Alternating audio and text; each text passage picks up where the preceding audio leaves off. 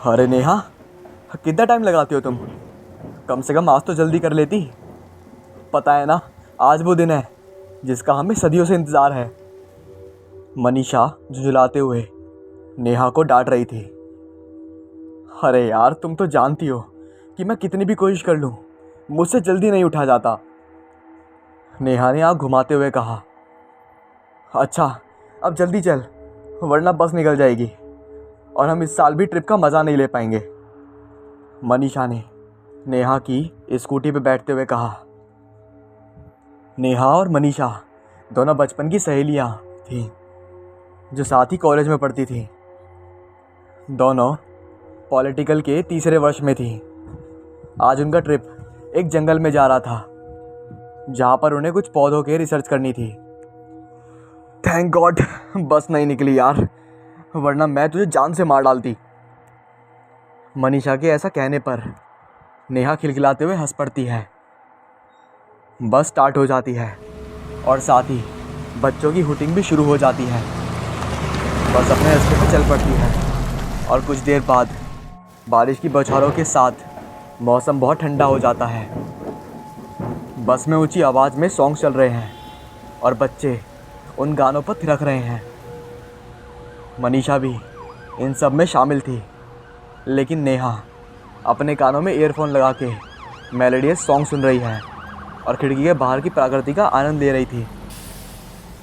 लगभग 4 घंटे बाद एक रेस्टोरेंट के सामने बस रुकती है और प्रोफेसर द्वारा अनाउंसमेंट होती है कि जिसने फ्रेश होना है और खाना खाना है वो अब खा सकता है, क्योंकि उसके बाद बस अपनी मंजिल पे ही रुकेगी। सभी बच्चे बस से नीचे उतर जाते हैं और रेस्टोरेंट की तरफ बढ़ते हैं। रेस्टोरेंट बहुत सही जगह पे बनाया गया था। आसपास पहाड़ और मेन रोड पे बना रेस्टोरेंट रास्ते से गुजरने वाली गाड़ियों को अपनी ओर आकर्षित करता है। नेहा और मनीषा प्राकृतिक को अपने कैमरे में कैद करती हुई आगे बढ़ती हैं और ढेर सारी सेल्फीज लेती हैं। उसके बाद दोनों घर से लाया हुआ खाना खाती हैं। अब बस चलने का वक्त हो गया था, लेकिन बस चढ़ने से पहले दोनों सहेलियां कुछ चिप्स और कोल्ड ड्रिंक्स लेने काउंटर पर पहुंचती हैं। कहाँ का ट्रिप जा रहा है बेटी? काउंटर पर बैठी 50 साल की महिला काफ़ी प्यार से उन दोनों से पूछती है। जी, वो जो बड़ी पहाड़ी है ना, उसके पीछे वाले जंगलों में, मनीषा ने इतराते हुए कहा। बड़ी पहाड़ी का नाम सुनते ही उस महिला के चेहरे के हाव भाव बदल गए। क्या हुआ आंटी? नेहा ने उसके चेहरे के बदलते हुए भावों को भावते हुए कहा। कुछ नहीं बेटा, भगवान भोलेनाथ तुम्हारी रक्षा करे। वो औरत अपने गले में पहने भगवान भोलेनाथ के लॉकेट को पकड़ते हुए बोलती है। इससे पहले कि नेहा कुछ बोल पाती, बस की विसल बज जाती है। अम्मा, क्यों इतना परेशान हो रही हो? उस बड़ी पहाड़ी के हादसों को वक्त हो चुका है। अब वहां कुछ भी नहीं होगा पहले जैसा। पास खड़ा लड़का, जो शायद उस औरत का बेटा था, उसने अपनी माँ को परेशान देखते हुए कहा। कुछ चीज़ें बेटा वक्त के साथ नहीं बदलती। बड़ी पहाड़ी के जंगलफ का एक एक पत्ता गवाह है उस खूंखार दरिंदे की दरिंदगी का, उस औरत ने कहा। दूसरी तरफ बस में सब सोए हुए थे सिवाय नेहा के। वो अभी भी उस औरत के बारे में ही सोच रही थी, क्योंकि वो समझ चुकी थी कि कुछ तो राज है उस जंगल में, जिसकी वजह से वो औरत सहम गई थी। वो मन ही मन खुश भी होती है, क्योंकि उसे ऐसी चीज़ें जानने की उत्सुकता बहुत होती थी। वो सोच रही थी कि कितना रोमांचित है ये जंगल का सफ़र, लेकिन शायद वो ये नहीं जानती थी कि ये सफ़र उसकी ज़िंदगी का भयानक और कभी ना भूलने वाला सफ़र होगा। लगभग 6 घंटे बाद बस अपनी मंजिल पर पहुंच गई। सभी बच्चों को जंगल से दूर एक होटल में ठहराया गया था। सभी बच्चे डिनर करके अपने रूम में आराम करने पहुंच गए। थकावट के कारण सब जल्दी से सो गए थे, लेकिन नेहा की आंखों में नींद कोसों दूर थी। जंगल को लेकर उससे ज़्यादा रोमांचित शायद ही कोई होगा। काफ़ी देर बाद भी नींद न आने पर वो अपने बिस्तर से उठकर चहलकदमी करने लगी। एक नज़र तो उसने बिस्तर पे डाली तो मनीषा काफ़ी गहरी नींद में खर्राटे भर रही थी। नेहा रूम की खिड़की के पास आके खड़ी हो गई। खिड़की से जंगल का नज़ारा साफ साफ नजर आ रहा था। एक सुनसान पहाड़ी के ऊपर चमकता हुआ चांद अपनी पूरी चांदनी बिखेर रहा था। नेहा को ये सब बहुत मनमोहक लग रहा था कि तभी एक जानवर पहाड़ी की चोटी पे बैठकर चांद की तरफ मुंह करके ऊंची आवाज़ें निकालने लगा।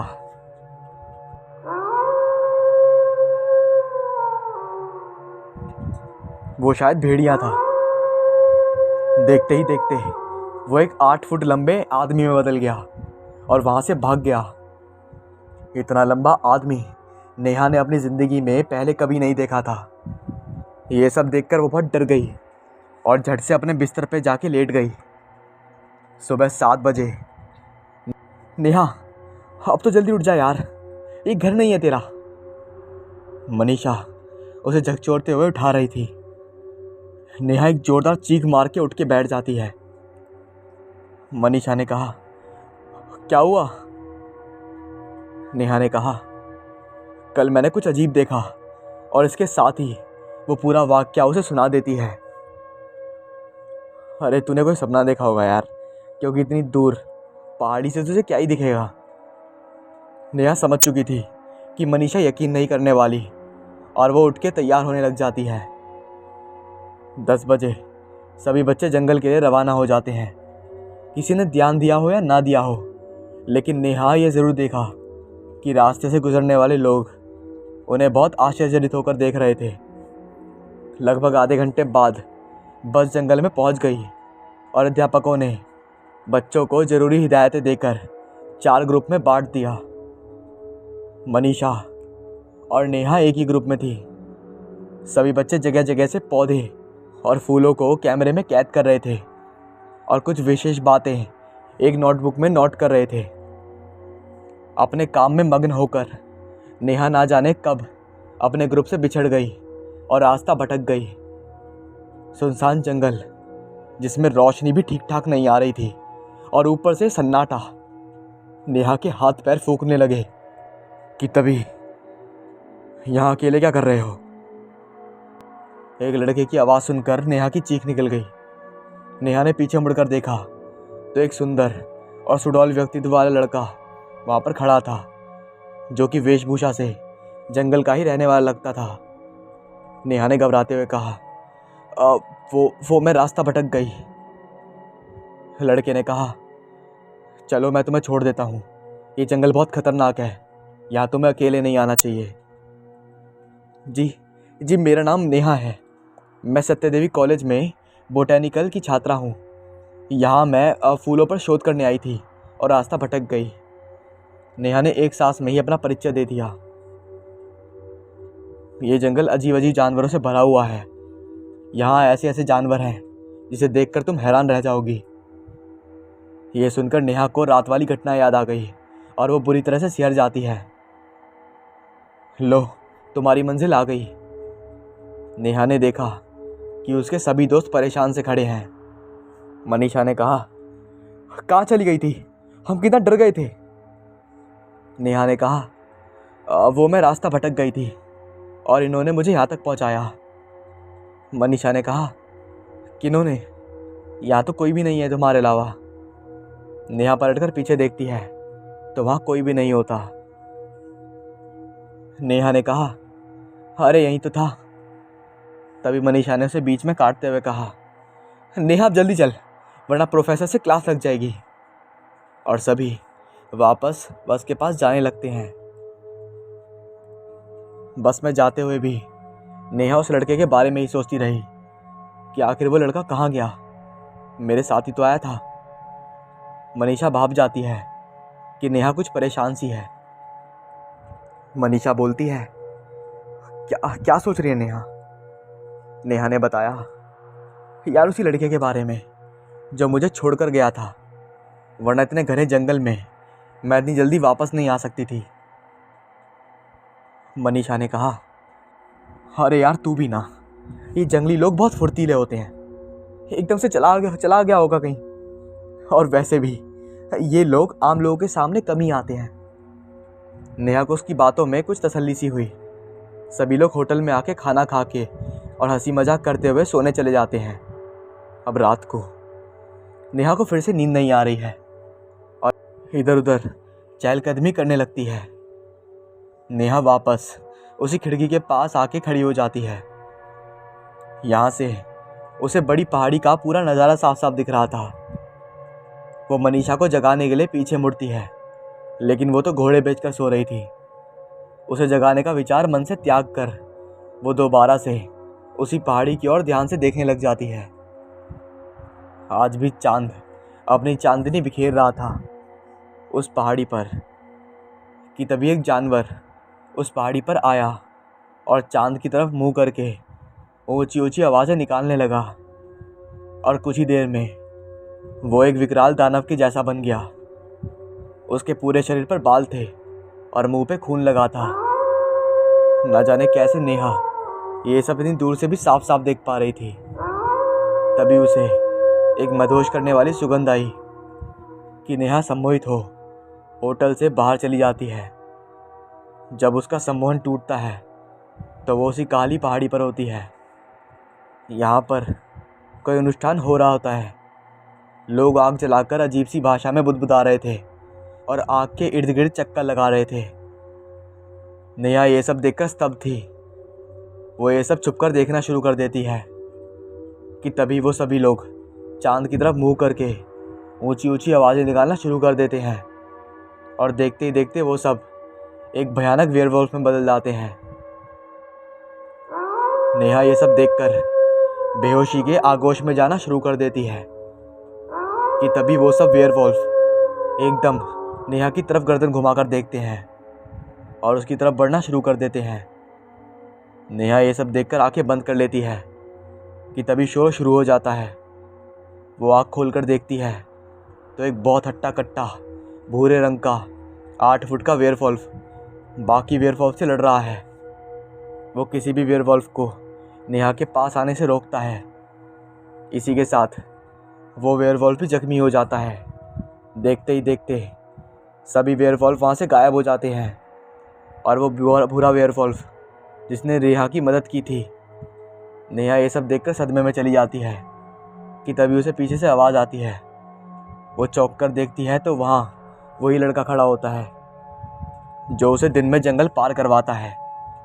यहाँ क्या कर रही हो? ये जंगल खतरे से खाली नहीं है, तुम्हें वापस जाना चाहिए। नेहा कहती है, मुझे नहीं पता मैं यहाँ कैसे आई, मुझे वापस जाने का रास्ता भी मालूम नहीं है।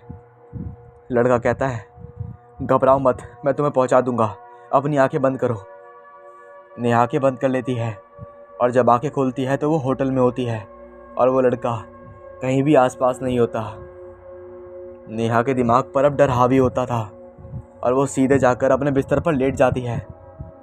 सुबह मनीषा कहती है, अरे नेहा, आज तो जल्दी उठ जा यार, हम बाहर आए हुए हैं ट्रिप के लिए। नेहा कुछ नहीं बोलती। मनीषा उसे हाथ लगा के देखती है तो वो बुखार से तप रही होती है।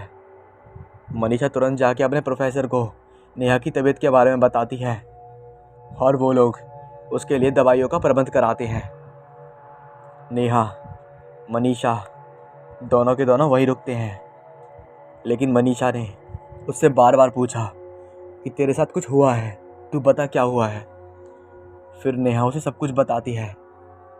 उसके बाद नेहा ये सब बातें अपने सर को बताती है और उसके सर इस बात को समझते हैं और उन दोनों को वापस भेज देते हैं। लेकिन उसके बाद वहाँ पर क्या हुआ और वो लड़का कौन था और ये सब क्या हो रहा था, ये सब आज तक उन दोनों को पता नहीं लगा। लेकिन नेहा आज भी उस बात को नहीं भूल पाती और दवाई लेने के बाद वो बेशक ठीक तो हो गई, लेकिन वेयरवुल्फ का जो रात का उसका वो बुरा सपना, हाँ बुरा सपना, वो उसे बुरा सपना ही कहती है। उसे वो आज तक कभी भूल नहीं पाई और आज भी उसके बारे में सोचते ही उसके रोंगटे खड़े हो जाते हैं।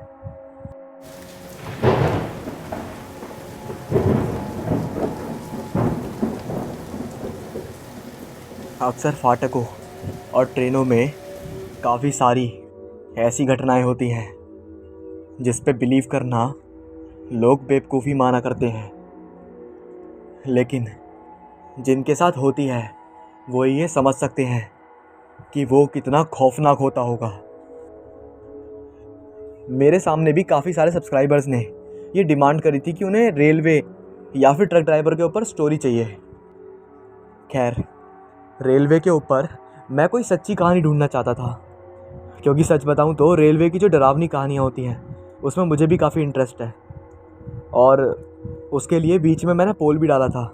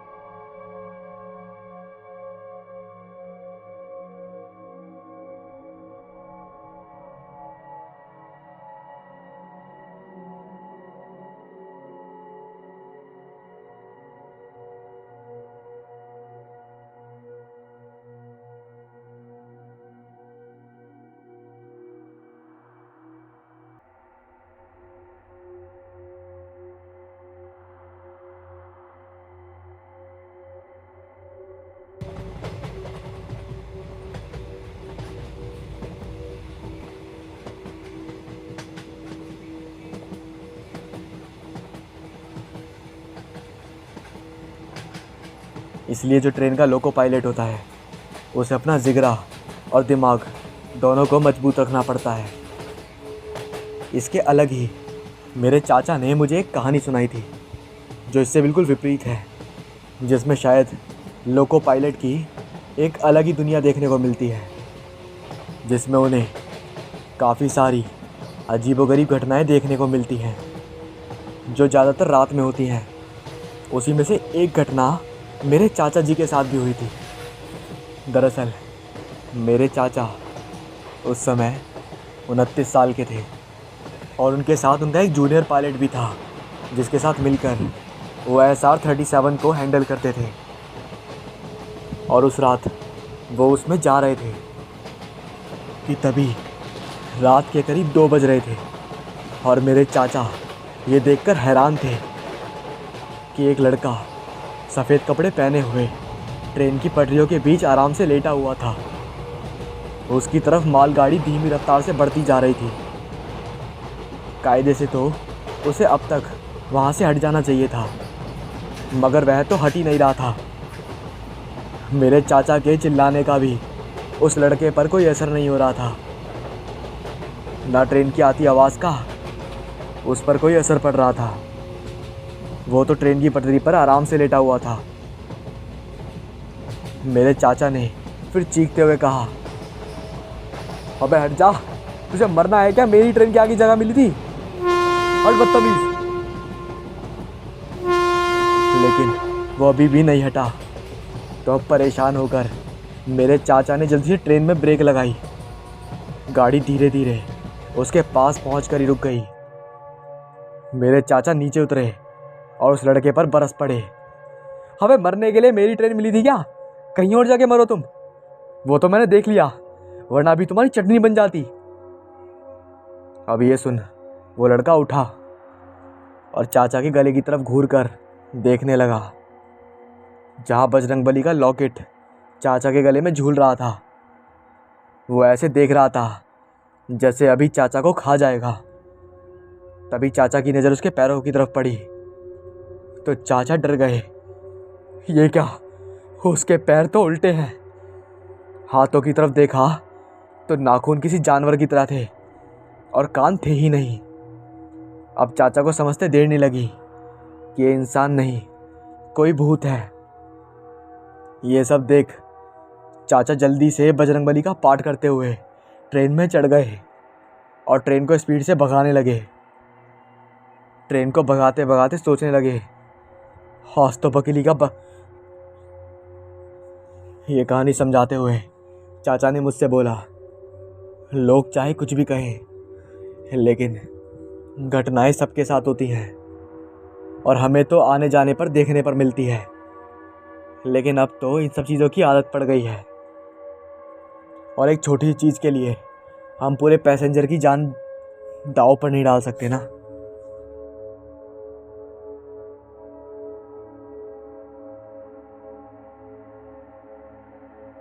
एक लड़की रोते हुए और काफ़ी गुस्से में हॉस्टल की तरफ आ रही थी। क्या समझते हैं वो खुद को? पापा हैं तो क्या कुछ भी करेंगे? मेरी अपनी मर्जी नहीं है क्या? छोटी बच्ची नहीं हूं मैं जो उनकी हर बात मानूंगी। मेरे भी तो कुछ सपने हैं, पर नहीं, उन्हें इससे कोई फ़र्क ही नहीं पड़ता। तो अब मुझे भी उनसे कोई फ़र्क नहीं पड़ता। अब मैं उन्हें बताऊंगी कि मुझे डांटने का अंजाम क्या होता है। सब कहते हैं भूतिया है, तो ठीक है, अब मैं भी यहीं पर मर जाऊंगी, पर अब वापस नहीं जाऊंगी डैड के पास। वो ये सब बोल ही रही थी कि सामने से अचानक एक लड़की नजर आई। वो उसके पास आई। तुम कौन हो? खैर छोड़ो, मैं यहाँ अकेली थी, अच्छा हुआ कि तुम मिल गई।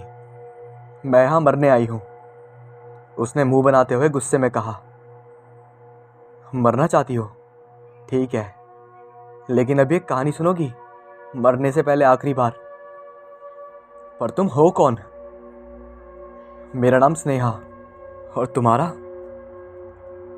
मेरा नाम महक है। चलो अब कहानी सुनो। अब वो लड़की अपनी कहानी सुनाती है स्नेहा को। रानी, अब बस भी कर, कितना रोएगी? चुप हो जाना। अब रोने से जो हुआ वो बदल तो नहीं जाएगा ना? रजनी ने अपनी दोस्त रानी से कहा। फिर उसके बाद यशिका ने भी कहा, और नहीं तो क्या, बेकार में तुम दुखी हो रहे हो और हम लोग को भी दुखी कर रही है, अब छोड़ भी। रजनी ने कहा, रानी सुन, इतना सोचने का ज़रूरत नहीं है। तुम अपनी तरफ से तो पूरी कोशिश कर रही हो ना। अब उम्मीद के मुताबिक नंबर नहीं आया तो इससे तुम्हारी क्या गलती? उसकी हाँ में हाँ मिलाते उसके दोस्त ने भी कहा, हाँ हाँ रानी, और तेरे मार्क्स हम दोनों से ज़्यादा हैं, फिर भी तू अपसेट हो रही है, जबकि हमको और रजनी को कम मार्क्स से घंटा फ़र्क नहीं पड़ता। फिर उसने हंसते हुए रजनी से ताली मारी। फिर रानी को हक करते हुए रजनी ने कहा, यार अब जाने दे और चल रेस्टोरेंट चलते हैं। 12th पास किया है यार, सेलिब्रेशन तो बनता है, क्योंकि 2 दिन बाद हम हॉस्टल से घर चलेंगे, फिर छुट्टियों के बाद ही आना होगा। इसके बाद रानी बेंच से उठी और रुंधे गले से कहा, तुम्हें जाना है तो जाओ, मैं कहीं नहीं जाऊंगी। फिर वो वहाँ से चली जाती है और रजनी और यशिका उसे अफसोस से देखते रहते हैं। रानी, रजनी और यशिका ये तीनों बेस्ट फ्रेंड्स हैं और काफ़ी सालों से साथ में हैं। आज ही उनका 12th का रिज़ल्ट आया है। यशिका और रजनी अपने रिज़ल्ट से खुश थे, लेकिन रानी उदास थी, बल्कि वो ज़्यादा ही दुखी थी। इसकी वजह ये थी कि उसके पापा को एग्ज़ाम में 80+ चाहिए थे। रानी ने अपनी तरफ से पूरी की पूरी कोशिश की थी, मगर उनकी उम्मीद पूरी नहीं कर सकी। घर में कोहराम मचा हुआ था। पापा रानी के ऊपर चिल्ला रहे थे। रानी सर झुकाए खड़ी थी और अपनी आँख से निकलते हुए आंसुओं के साथ लड़ रही थी कि वो बाहर नहीं निकले। मगर जीत उन मोतियों की ही हुई। रानी पर चिल्लाते हुए उसके पापा ने कहा, इतने कम नंबर, अब क्या करेगी? आगे कैसे एडमिशन मिलेगा? नहीं, बस बस हो गया तुम्हारा पढ़ाई सिखाई। अब तुमको पढ़ा के कोई फ़ायदा नहीं है, कुछ नहीं करेगी तू अपनी ज़िंदगी में। शुरू से मैं बोल रहा हूँ तुम्हें कि पढ़ो पढ़ो पढ़ो, मगर उस वक्त तो तेरा दिमाग में घुसा ही नहीं था कुछ। अब पछताओ? बहुत अच्छा लग रहा होगा, है ना? कितने सपने देखे थे मैंने कि मेरी बेटी ये करेगी वो करेगी, लेकिन नहीं, तुमने सब बर्बाद कर दिया। रानी कहना चाहती थी कि मुझे इकोनॉमिक्स समझ नहीं आती, इसकी जगह पर हिस्ट्री या जियोग्राफी आसान लगता है, लेकिन वो नहीं बोली। पापा ने काफ़ी देर तक रानी को डांटा। उसके बाद वो अपने कमरे में आ गई और रूम बंद करके सोती रही। उसे दुख था कि वो अपने पापा के सपनों को पूरा नहीं कर पाई। इसके बाद कहानी सुनती हुई स्नेहा ने महक की बात बीच में काटते हुए कहा, ओह, ये तो सच में अच्छा नहीं हुआ।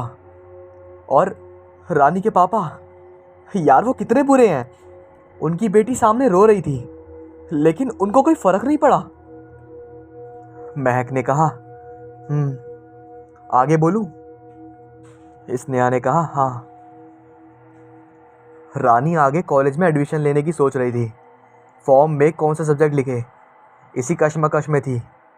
तभी उसके पापा वहाँ पर आए और बोले, कोई ज़रूरत नहीं है कॉलेज जाने की, अब घर पे रहकर कामकाज सीख। पापा के ऐसा कहने से रानी का दिल फिर से टूट गया।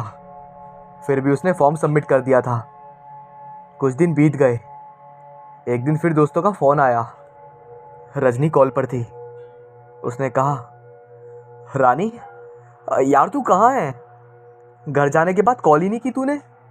अच्छा सुन, अगले महीने से क्लासेस हैं तो हम लोग 2 दिन पहले ही चलेंगे क्योंकि हॉस्टल में अपना रूम चेंज करना है, ओके? रानी ने उदास भरे लहजे में कहा, मैं अब नहीं आऊँगी कभी। रजनी ने हैरानी से पूछा, क्या बोल रही है? लेकिन तू आएगी क्यों नहीं? क्यों मतलब? इतने में रानी ने कहा, क्योंकि मैं बहुत बुरी बेटी हूँ। पापा मुझसे अभी भी नाराज़ हैं। समझ नहीं आ रहा है कि मैं क्या करूँ। मैंने तो अपनी तरफ से पूरी कोशिश की मगर फिर भी अच्छे नंबर नहीं आए मेरे। रजनी ने कहा, इट्स ओके यार, और तेरे पापा तो हैं ही हिटलर, रोज़ ही किसी ना किसी बात पर डांटते रहते हैं। तुम क्यों उनको सीरियस लेती हो यार? रानी ने कहा, पर इस बार ज़्यादा हो गया। पता है उन्होंने क्या क्या कहा था? रजनी ने कहा, क्या? रानी ने बताया, यही कि मैं नालायक हूँ, कुछ नहीं कर सकती ज़िंदगी में। और भी बहुत कुछ सुनाया मेरे को। बहुत बुरा लग रहा है यार। फिर से स्नेहा ने बात काटते हुए इमोशन में बहकर कहा, लगना भी चाहिए उसको बुरा। अरे भाई, नालायक कौन बोलता है अपने बच्चे को, और वो भी बेटी को? रजनी इज राइट, रानी के डैड हिटलर हैं। एक्चुअली दुनिया के सारे डैड हिटलर होते हैं। बस अपनी खुशी, अपने सपने, यही देखना होता है उन्हें। बेटी क्या चाहती है उसकी तो कभी परवाह ही नहीं होती। फिर उसकी नज़र महक पे गई और बोली, अच्छा अच्छा, आगे बोलो। रानी कमरे में अकेली बैठी हुई थी। महीना भर होने को आया लेकिन पापा उससे अभी भी ठीक से बात नहीं कर रहे थे। शायद नाराज़गी कम नहीं हुई थी। मम्मी उसे समझाती कि जाओ पापा से बात करो, लेकिन रानी नहीं सुनती। वो हमेशा अपने पापा से दूरी रहना चाहती थी। शायद अब उसे उनसे डर लगने लगा था, या फिर सामना करने का मन नहीं करता था। रानी खुद को दोषी समझती थी और वक्त के साथ ये गिल्ट भी बढ़ता जा रहा था।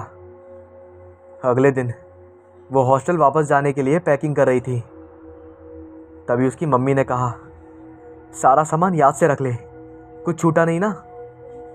रानी ने सर हिलाया। मम्मी पापा की तरफ पलटी और कहा, जा रही है ये, ज़रा स्टेशन तक छोड़ आइए। पापा ने रानी के भाई को बोल दिया। पापा के इस रूखे रवैये से रानी दुखी हो गई। हॉस्टल में वह अपने दोस्तों के साथ नॉर्मल रहने की पूरी कोशिश करती मगर अंदर से निराश हो चुकी थी। एक बच्चे की ताकत उसके पेरेंट्स ही होते हैं, लेकिन जब वही लोग उसका साथ छोड़ देंगे तो बच्चा तो भटक ही जाएगा। एक बार जब वो मम्मी से फ़ोन पर बात कर रही थी तब उसने पीछे से पापा की आवाज़ सुनी। वो रानी के भाई से कह रहे थे, क्या कर रहा है तू? क्यों नहीं याद किया इस लेखन को? या फिर तुझे भी रानी की तरह फेलियर बनना है? रानी ने पापा के मुंह से अपने लिए फेलियर शब्द सुना तो उसे अच्छा नहीं लगा। उस दिन वो टूट गई। अब इसके बाद रानी के लिए कुछ नहीं बचा था, सब खत्म हो गया था। फिर उसके बाद उसने फैसला कर लिया। तभी फिर से महक को बीच में काटते हुए स्नेहा ने दिल थामते हुए कहा, कैसा फैसला? महक ने बोला। वो उठी, रूम का दरवाज़ा लॉक किया, अपना दुपट्टा निकाला, फिर पंखे से लटक गई। स्नेहा महक को हैरानी से देखती रही, फिर हकलाती हुई अफसोस से बोली, मतलब उसने आत्महत्या कर ली? महक शून्य में ताक रही थी। बोलो ना। हाँ, अगले दिन सभी को पता चल गया। अखबार में उसकी खबर भी छपी। एसयू की छात्रा रानी शर्मा, पंखे पे लटक के उसने आत्महत्या कर ली। सभी रो रहे थे, मम्मी, पापा, उसकी सहेलियाँ। पापा सबसे ज़्यादा रो रहे थे, क्योंकि उन्हें लग रहा था कि रानी ने उनके कारण अपनी जान दी। स्नेहा ने फिर से महक की बात को बीच में काटते हुए कहा, नहीं महक, ये सच नहीं है। मुझे नहीं लगता है कि रानी की मौत के कहीं भी जिम्मेदार उसके पापा हैं। महक ने कहा, अच्छा, और तुम्हें ऐसा क्यों लगता है? स्नेहा ने कहा, क्योंकि शायद कुछ छूट रहा है तुम्हारी कहानी में। महक मुस्कुराते हुए, क्या? स्नेहा ने कहा, यही कि उसने कभी अपने पापा को अपनी प्रॉब्लम नहीं बताई, हमेशा उनसे दूर ही रही। ठीक है कि उसके पापा हिटलर हैं, बट वो अपनी बेटी को कामयाब देखना चाहते थे। ऐसे में गलती कुछ कुछ रानी की है, और सबसे बड़ी बात, उसको आत्महत्या नहीं करनी चाहिए थी। महक ने कहा, हाँ सही कहा तुमने, उसको आत्महत्या नहीं करनी चाहिए थी। देखो ना, वो तो मर कर सारे दुखों से मुक्ति पा ली, लेकिन अपने मम्मी पापा की आंखों में आंसू और पछतावा छोड़ गई। सोचो स्नेहा, क्या रानी खुश होगी अब? जिस शांति की तलाश में उसने इतना बड़ा कदम उठा लिया, क्या अपने परिवार को दिन रात अपनी याद में तड़प देख वो चैन से जी पाएगी? मुझे नहीं पता महक, लेकिन बुरा मुझे भी लग रहा है। रानी को मरना नहीं चाहिए था। स्नेहा ने भारी अफसोस से कहा। फिर उसने थोड़ा रुक कर कहा, लेकिन मैं भी तो यही करने वाली थी। घर में सबसे लड़के आई हूँ और आत्महत्या के बारे में सोच रही थी। मैं गलत थी महक, बहुत गलत। गुस्से और जिद में कुछ समझ ही नहीं पा रही थी मैं। पर थैंक गॉड तुम मुझे यहाँ मिल गई और इतनी बड़ी बेवकूफ़ी करने से रोक लिया। महक ने कहा, अच्छा, तो अब आगे क्या करना है? स्नेहा ने कहा, करना क्या है, वापस घर जाकर सबसे माफ़ी मांगूंगी। और महक, लेकिन मैं अपने पिता को कैसे समझाऊंगी? वो तो मेरी सुनते ही नहीं हैं। वो अपनी मर्ज़ी थोपना चाहते हैं मुझ पर। बिल्कुल कहानी वाली रानी के डैड को मेरे पिता की जगह रख दो। हिटलर है, हिटलर। स्नेहा ने मुंह बनाते हुए कहा। महक ने कहा, तुम्हारे पापा भले ही रानी के पापा की तरह हो, लेकिन तुम रानी की तरह मत बनना। हालातों से लड़कर जीतना है तुम्हें। अगर तुमने ये करके दिखा दिया तो रानी को बहुत खुशी मिलेगी। स्नेहा हंसने लगी, फिर बोली, ओके डन।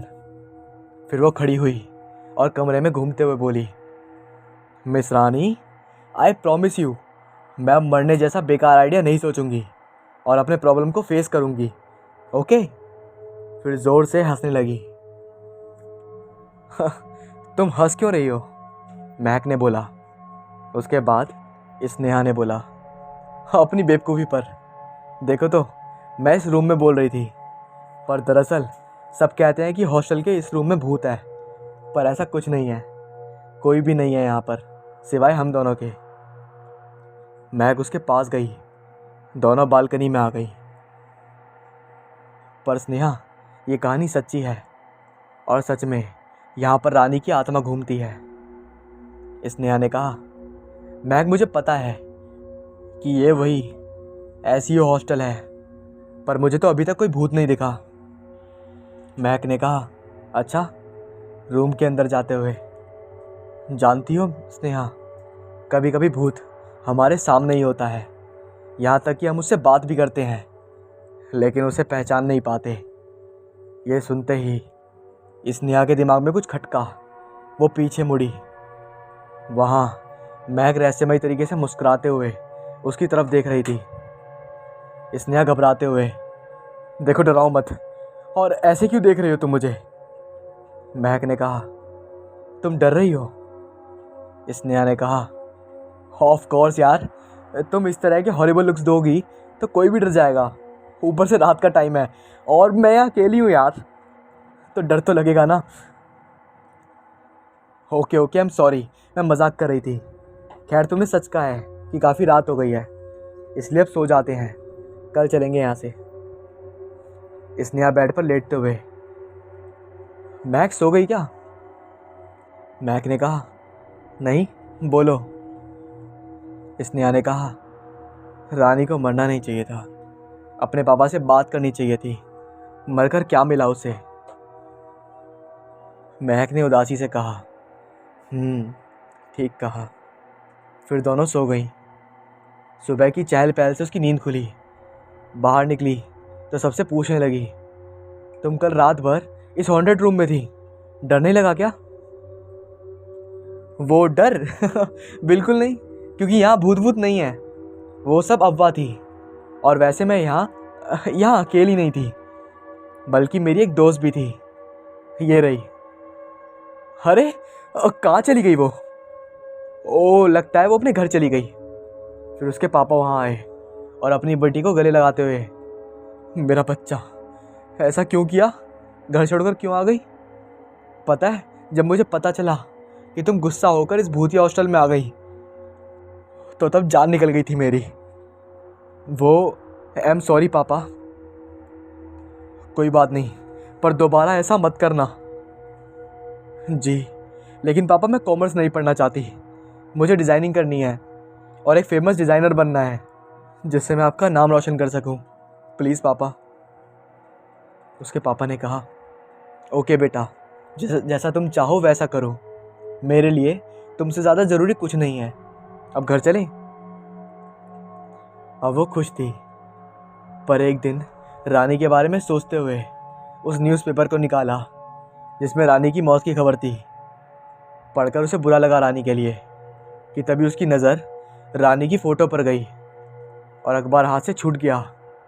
डरते हुए और बहुत हैरानी से उसने दोबारा पेपर उठाया तो फिर से काँप उठी।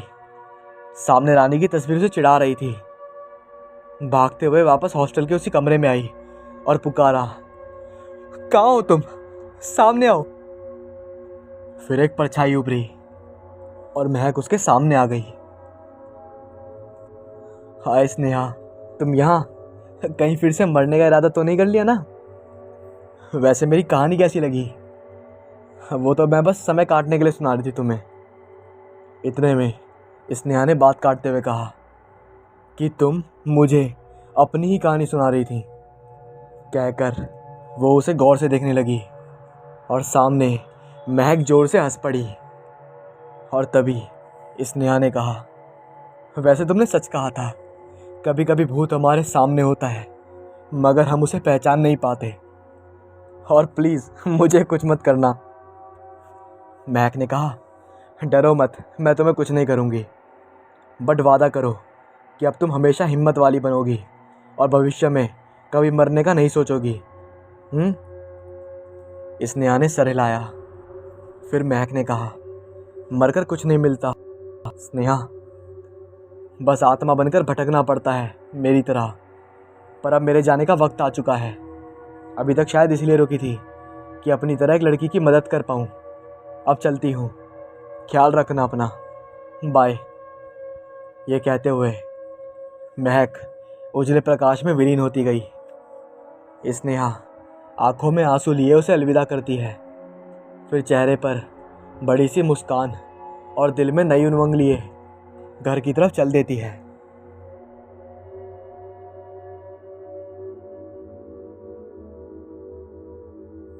रज्जो, जिसे मोबाइल का कीड़ा लगा हुआ था, उसे मोबाइल में भूतों की कहानियाँ पढ़ना इतना अच्छा लगता था कि वो समय को भी याद नहीं रखती थी। एक दिन लगभग रात के 8 बज रहे थे।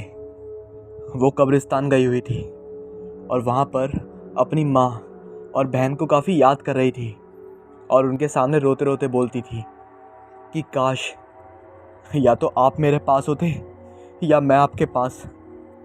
और वहाँ पर उनकी कब्र के पास बैठी रही और फिर वापस अपने घर पे चली गई। और रात का खाना पीना करके देर रात तक मोबाइल पर भूतों की कहानियाँ पढ़ते पढ़ते कब उसकी आंख लग गई उसे पता ही नहीं चला। आंख लगने के थोड़ी ही देर बाद वो एक सपने में खो गई। सपने में उसे एक वीरान खंडर नजर आया जहाँ वो किसी को आवाज़ें लगाने लगी और ढूंढ रही थी। लक्ष्मण, लक्ष्मण, कहाँ हो तुम लक्ष्मण? अब सामने आ भी जाओ, मुझे ऐसे परेशान मत करो लक्ष्मण। तभी किसी ने पीछे से आकर उसकी आंखों पर अपनी हथेलियां रख दी तो उसे लगा कि शायद लक्ष्मण है। वो जैसे ही उसकी हथेलियों को अपनी हथेलियों से पकड़कर पीछे मुड़ी तो उसकी चीख निकल गई, क्योंकि उसकी आंखों को पीछे से बंद करने वाला लक्ष्मण नहीं, उसकी मरी हुई बहन जो काफ़ी टाइम पहले मर चुकी थी। लगभग 4 साल पहले ही एक बहुमंजिला इमारत से गिरकर वो मर गई थी। उसकी मरी हुई बहन सफ़ेद साड़ी में लिपटी हुई थी, उसके बाल हवा में उड़ रहे थे और उसकी मरी हुई बहन अपनी लाल लाल डरावनी आंखों से उसे देख मुस्कुरा रही थी। पर यह अपनी मरी हुई बहन को अपने पास ऐसे देखकर डर से कांप रही थी। उसके मुंह से आवाज़ भी नहीं निकल पा रही थी। लाल लाल आंखों से उसे घूरते हुए उसकी मरी हुई बहन बोली, मैं तुझे अपने साथ ले जाने आई हूँ मेरी बहना, अब से तू हमारे साथ रहेगी। वहाँ अम्मी तुझे बहुत याद करती हैं, कहती हैं मेरी उस बेटी को भी यहाँ मेरे पास लेकर आओ। तू चलेगी ना मेरे साथ मम्मी के पास? अपनी मरी हुई बहन की बात सुनकर उसके पसीने छूट जाते हैं, क्योंकि उसकी मम्मी को मरे हुए लगभग 10 साल हो गए थे। वो जोर से चिल्लाती है, नहीं नहीं, नहीं मिलना मुझे मम्मी से, छोड़ दो मुझे, मुझे मत मारो, तुम सब मत मारो, मुझे मत मारो। चिल्लाते चिल्लाते अब उसका गला सूख जाता है, उसके मुंह से आवाज़ निकलनी बंद हो जाती है। वो पानी पानी कहती है पर पानी भी नहीं बोल पाती। इतने में उसकी आंख खुल जाती है। वो डरावना सपना इतना अधिक डरावना था कि वो खुद को पसीने से लथपथ पाती है। फिर वो सहज कर उठती है और कमरे का स्विच ऑन कर फ्रिज से बोतल निकाल के पानी पीने लगती है, क्योंकि उसे बहुत तेज़ प्यास लगती है। पानी पीने के बाद कमरे की लाइट जलती छोड़कर वो वापस बिस्तर पर लेट जाती है। अब उसे अपनी मरी हुई माँ और बहन की याद सताने लग जाती है। वो मोबाइल में अपनी माँ और बहन की तस्वीर निकालकर देखने लगती है। कितने खुश थे हम, सब सोचते हुए वो अतीत में खोने लगती है। अतीत याद करते करते उसे फिर नींद आ जाती है और वो फिर एक सपने में खो जाती है। अब की बार उसे एक नया सपना आता है। सपने में वो देखती है कि उसके मोबाइल में से एक बदसूरत काला सा लड़का निकलता है और उसे कहता है, मैं तुमसे बहुत प्यार करता हूँ मेरी रज्जो, मैं दिलो जान से तुम्हें चाहता हूँ, मैं तुम्हारे बिना जिंदा नहीं रह सकता, हो मेरी रानी, मेरी रज्जो। ये कहता कहता वो उसके हाथ पकड़ लेता है तो वो गुस्से में उससे कहती है कि सूरत देखी है, काले कौवे, तुम्हारे साथ मैं तो क्या, कोई लड़की नहीं रहेगी। ये सुन लड़का मायूस हो जाता है और कहता है, लेकिन प्यार सूरत से नहीं दिल से किया जाता है मेरी रज्जो, और मैं दिल का खरा हूँ जो सिर्फ तुम्हें चाहता हूँ। रज्जो उसे गुस्से से एक चाटा लगा देती है और चाटा पड़ते ही वो रज्जो को खींचकर मोबाइल के अंदर ले जाता है और कहता है, अब चलो मेरे साथ वहीं जहाँ हमारा घर है, मोबाइल के अंदर, समझी तुम? और वो मोबाइल के अंदर खींच लेता है रज्जो को। रज्जो चिल्लाती रह जाती है, नहीं जाना मुझे तुम्हारे साथ, नहीं जाना। इतने में फिर उसकी नींद खुल जाती है और वो खुद को पसीने से लथपथ पाती है। अब वो मोबाइल को दूर से घूर रही थी और सोच रही थी, सब उस मोबाइल के कारण ही हो रहा है जब मुझे इस तरह के भूतों के सपने आ रहे हैं। अब से रात में मैं मोबाइल पर भूतों की कहानी बिल्कुल नहीं पढ़ूंगी। लेकिन दूसरे दिन फिर वो मोबाइल पर भूतों की कहानी पढ़ने लगती है। उसे भूतों की कहानी पढ़ने का चस्का लग जाता है और वो घटनाएं लगभग उसके साथ होती रहती हैं। एक दिन वो तंग आकर साइकोलॉजिस्ट के पास जाती है और उसे अपनी बात बताती है। तो वो साइकोलॉजिस्ट उसे अपने पास एलिवेटर पे रख लेता है और कहता है, तुम्हारे लिए 21 दिन का एग्जामिनेशन होगा जिसमें तुम्हें 21 दिन यही रहना है। इसके बाद तुम्हारी ये आदत छूट जाएगी और धीरे धीरे तुम्हारे मन को ये आदत डालनी पड़ेगी कि तुम्हें कोई भी भूत की कहानी याद नहीं है और तुम्हारा ये चस्का छुड़ाना पड़ेगा। इसके लिए उसका 21 दिन का एग्जामिनेशन होता है और मोबाइल को वो किसी को बेच देते हैं। और एग्जामिनेशन के बाद उसकी डेली की दिनचर्या ठीक हो जाती है और अब उसे ऐसे कोई सपने नहीं आते। लेकिन एक दिन पड़ोसियों को पता लगता है कि उसकी उसी घर में फांसी लगा के मृत्यु हो गई है। ये कैसे और क्यों हुआ ये किसी को पता नहीं था। लेकिन हाँ, शायद उसकी माँ या उसकी बहन उसे वापस अपनी दुनिया में ले गई, ये कहा जाता है।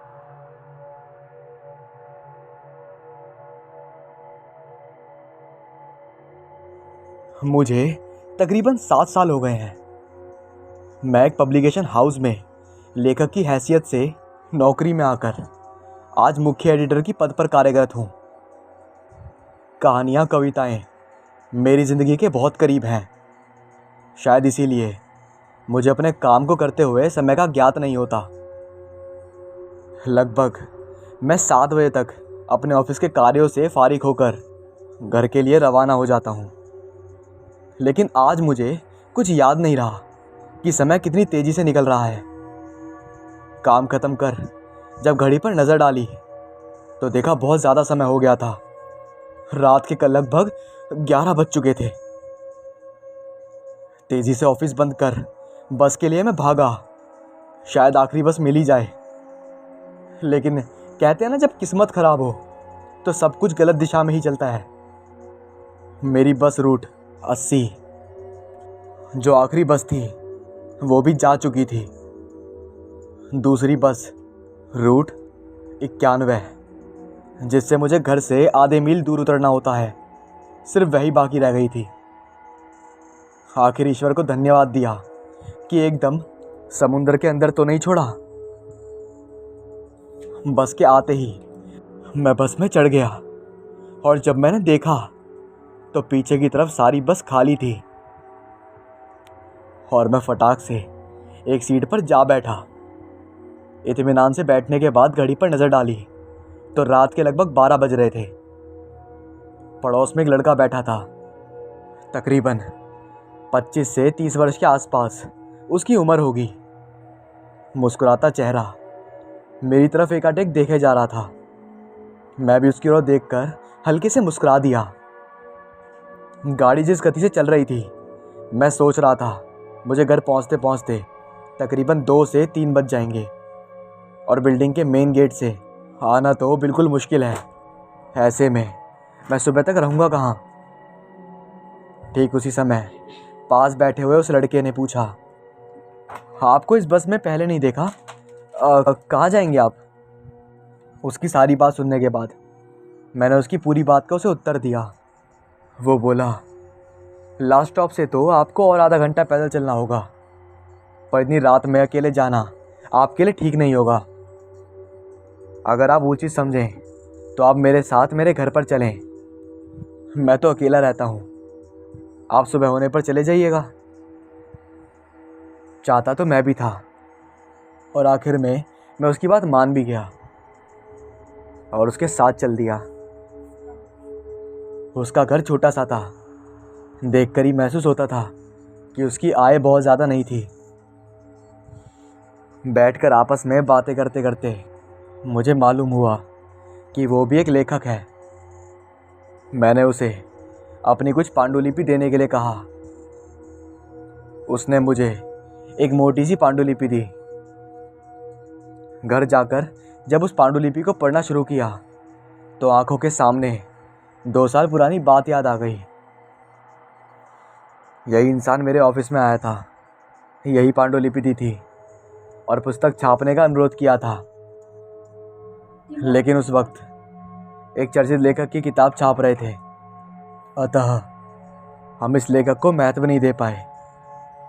अगले दिन उसकी किताब को छापने के लिए जल्दी से शाम को उसके घर उसे खबर देने के लिए पहुंचा मैं। पर यह क्या, जिस घर में रात व्यतीत किया वहाँ तो एक खंडर भर था। आसपास के लोगों से पूछताछ करने पर मालूम हुआ किसी ने जब उसकी किताब छापने से मना किया था तो वापस आते समय उसने रूट नंबर 91 बस के नीचे आकर अपनी ज़िंदगी समाप्त कर ली। उसके पिता सब कुछ छोड़कर उसके भाई के पास चले गए। मैं आत्मग्लानि से भर उठा। मैंने शपथ ली कि इस किताब को इतना सुंदर बनाऊंगा कि उसकी आत्मा शांति पा जाएगी। किताब छपी और वाकई क्या छपी। उसे खरीदारों को लाइन में खड़े होकर किताब खरीदनी पड़ी। मैं उसके पिता को ढूंढते हुए उसके बड़े भाई के घर पहुंचा। उसके किताब की एक प्रति और सर्वाधिक लोकप्रिय किताब के प्रमाण